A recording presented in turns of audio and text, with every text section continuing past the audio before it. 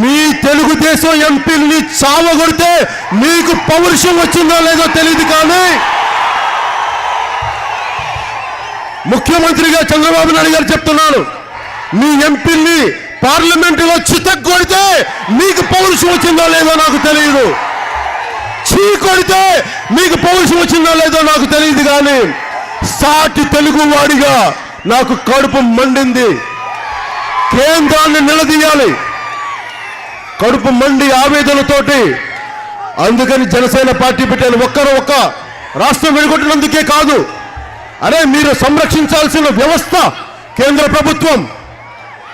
ఆ రోజున రాష్ట్రం విడగొట్టేటప్పుడు భారతీయ జనతా పార్టీ నాయకులు, కాంగ్రెస్ పార్టీ నాయకులు ఇద్దరు ఏకమై మమేకమై అడ్డగోలుగా రాష్ట్రాన్ని విభజించి తెలుగుదేశం ఎంపీలని చితగ్గొడతా ఉంటే ఈ రోజు వెళ్ళి వాళ్ళు కాళ్ళు పట్టుకొని తిరుగుతూ ఉన్నారు చంద్రబాబు నాయుడు గారు. ఏం మాట్లాడతాం వీళ్ళ గురించి? పౌరుషం లేదా మీకు? ఆత్మ గౌరవం లేదా? సిగ్గు లేదా? శరం లేదా? ఏం లేదు మీకు? కాళ్ళు పట్టుకుంటారా?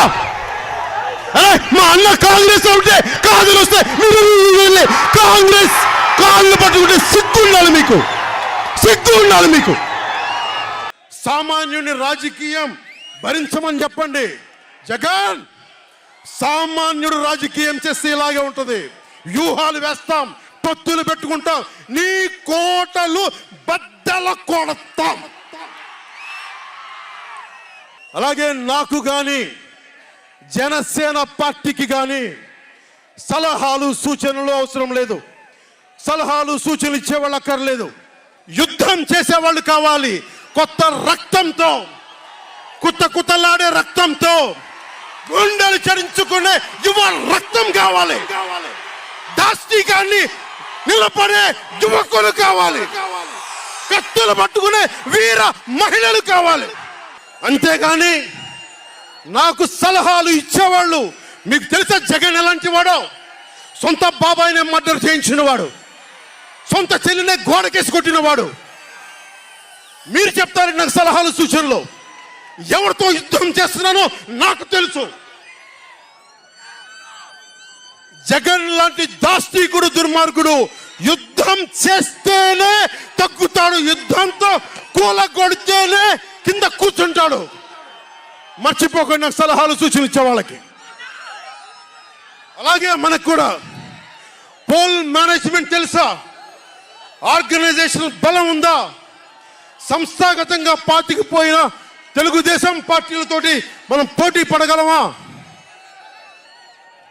800 నుంచి 1000 మంది బూత్ కార్యకర్తలు ఉన్నారా మనకి ప్రతి నియోజకవర్గంలో?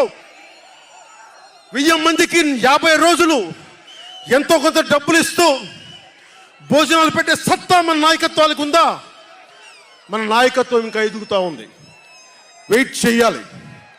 ఈలోపు రాష్ట్రాన్ని జగన్ పాలిట కానివ్వం.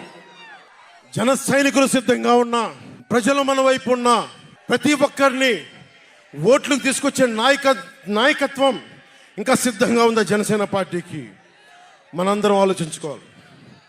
అందుకనే అన్ని అర్థం చేసుకునే 24 స్థానాలు 3 పార్లమెంట్లో సిద్ధపడ్డాం. ప్రజల నాడి వాడి తెలియకుండా నాయకత్వాన్ని నడిపించగలమా? దశాబ్దం కాలం పాటు పార్టీని నడిపించగలమా? ఏదైనా మాట్లాడితే వ్యక్తిత్వాన్ని నెగ్గించడం కోసం తగ్గాను నేను. కొంతమంది మద్దతుదారులు అన్న పేరు మీద నా నిర్ణయాన్ని ప్రశ్నిస్తూ ఉన్నారు. జగన్ తన బాబాయిని మర్డర్ చేసిన ఆయన మద్దతుదారులు, ఆయనకు ఓట్లేసిన వాళ్ళు ఒక్క మాట అనరు, వెనకేసుకొస్తారు. హార్ట్ అటాక్ అని వెనకేసుకొస్తారు. ఓడిపోతున్నా కూడా గెలుస్తున్నామన్న ఒక నిలబడే సమూహం జగన్ పక్కన ఉన్నది.